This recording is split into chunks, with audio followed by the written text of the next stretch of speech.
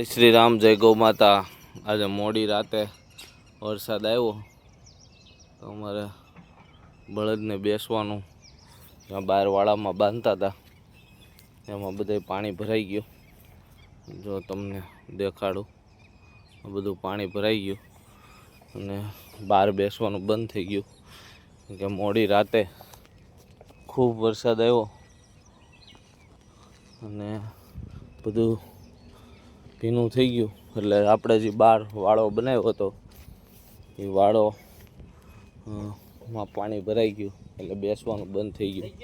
પણ હવે અહીંયા સમાવેશ થઈ ગઈ છે પાછી આપણી બળદની અંદરનો શેડ એકદમ કમ્પ્લીટ થઈ ગયો છે, કેમ કે વરસાદ હોય ત્યારે અંદર બેહાડીએ।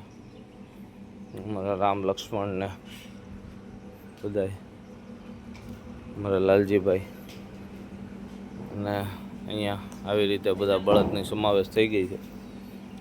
તો કે અહીંયા બાંધીએ જ છે।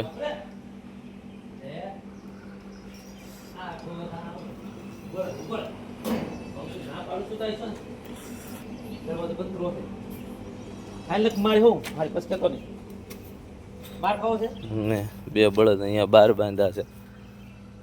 આ ઢાળિયામાં થોડુંક પાણી ભેજ જેવું થઈ ગયું છે।